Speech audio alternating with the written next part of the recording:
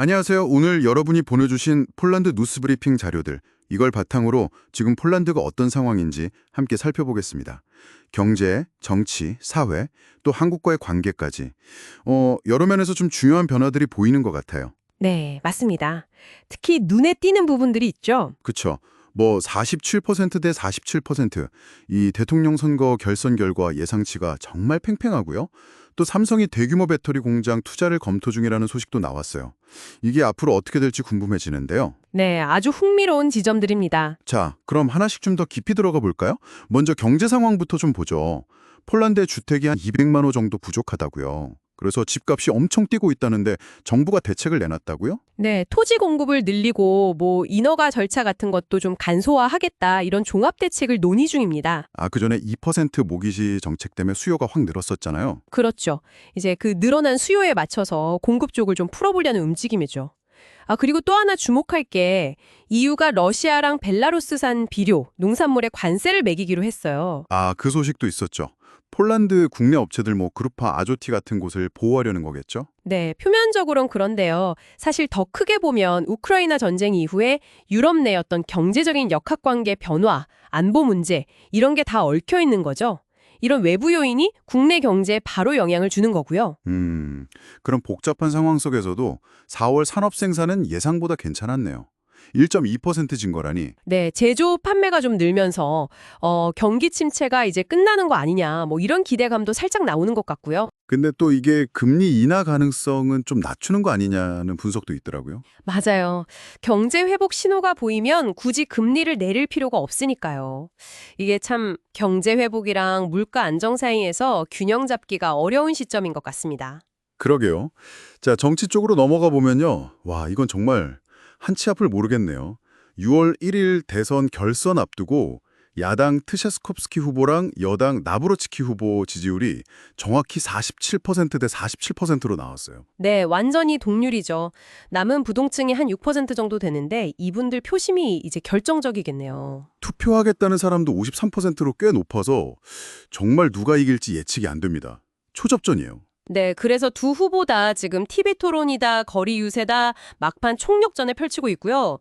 근데요, 이런 중요한 시점에 또 변수가 하나 터졌습니다. 변수요? 어떤 거죠? 그 국가방송위원회에 KRIT라고 폴란드 방송 규제기구가 있거든요. 아, 네네. 여기가 언론 지원 예산을 한 3억 주어티 넘게 이걸 좀 다른 데 썼다는 의혹이 제기돼서 검찰 수사를 받게 됐어요. 와, 선거 코앞에 이런 일이요? 그렇죠. 이게 단순한 예산 문제가 아니라 선거 국면에서 언론 공정성 문제로 바로 연결되거든요.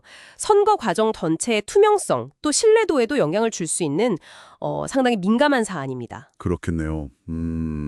사회 분위기는 또 어떤가요?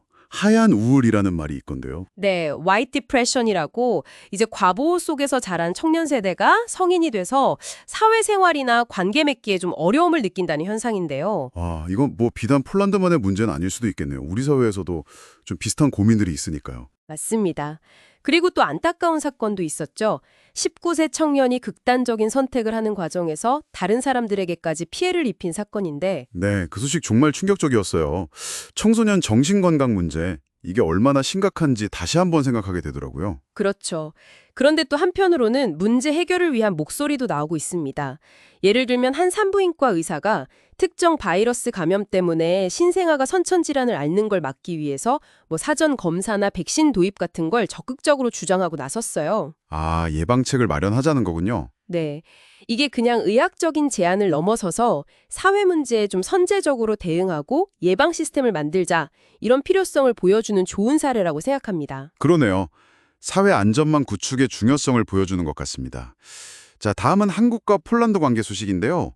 요즘 부쩍 더 가까워지는 느낌이에요. 네, 특히 방산 협력이 아주 활발하죠. K2 전차 추가 인도 얘기도 나오고 있고 K9 자주포 부품은 아예 현지에서 생산하는 방안도 추진 중이고요. FA-50 경공격기에 미사일 통합하는 문제도 계속 논의 중이고요. 네, 맞습니다. 그리고 무엇보다 이 소식, 삼성 SDI가 거의 20억 유로, 우리 돈으로 3조 원 낙과이 되는 전기차 배터리 공장을 폴란드 그단스크 근처에 짓는 걸 검토 중이라는 거예요. 와, 20억 유로면 정말 엄청난 규모인데요. 그렇죠. 이게 만약 성사되면 폴란드 역대 최대 외국인 투자 중 하나가 될 거라고 하더라고요. 이게 단순히 투자 유치나 일자리 창출 효과를 넘어서 폴란드가 유럽 전기차 배터리 공급망에서 정말 중요한 역할을 하게 될 수도 있겠네요. 네, 핵심 기지가 될 가능성이 있죠.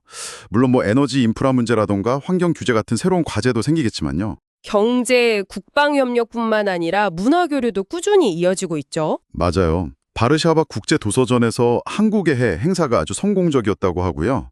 한국 영화 상영에도 반응이 좋았다고 들었습니다. 아, 그리고 곧 조남주 작가 소설 있잖아요. 그걸로 문학 모임도 열린다고 하던데요. 네, 맞아요. 5월 31일이에요. 이런 문화교류가 양국 사람들 사이의 이해를 넓히는데 정말 중요한 것 같아요. 그렇죠. 이런 소프트 파워 교류가 관계를 더 단단하게 만들어주죠. 그 외에 또 어떤 소식들이 있었나요? 아, 우크라이나 드론이 러시아 본토 공항을 공격했다는 소식이 있었고요. 미국이랑 우크라이나가 전쟁 후 재건 기금을 만들었다는 소식도 있습니다. 폴란드 국내에서는 축제가 많더라고요.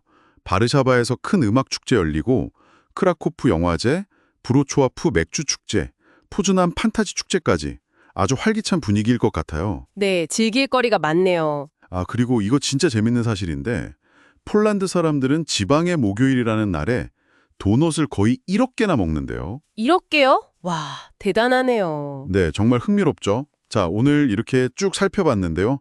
폴란드는 지금 경제 회복과 안정, 그 사이에서 좀 균형을 잡으려고 애쓰는 모습이고요. 네, 정치적으로는 정말 중요한 선택을 앞두고 있고요. 사회적으로는 또 새로운 세대 문제나 정신건강 같은 고민거리들도 안고 있고요. 그러면서 동시에 한국과의 협력은 점점 더 깊어지고 있고 정말 다이나믹한 시기인 것 같습니다. 네, 오늘 나온 소식들을 다 종합해보면 폴란드가 지금 어떤 도전과 기회 앞에 서 있는지 좀 입체적으로 보이는 것 같아요. 여러분은 오늘 이야기 들으시면서 어떤 부분이 가장 인상 깊으셨나요?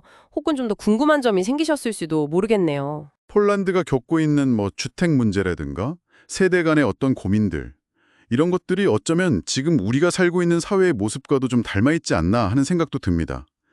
이렇게 급변하는 국제 정세 속에서 한국과 폴란드가 여러 층위에서 협력하고 있는데 이게 앞으로 또 어떤 새로운 기회를 만들어낼 수 있을지 한번 생각해 보시는 것도 좋지 않을까요?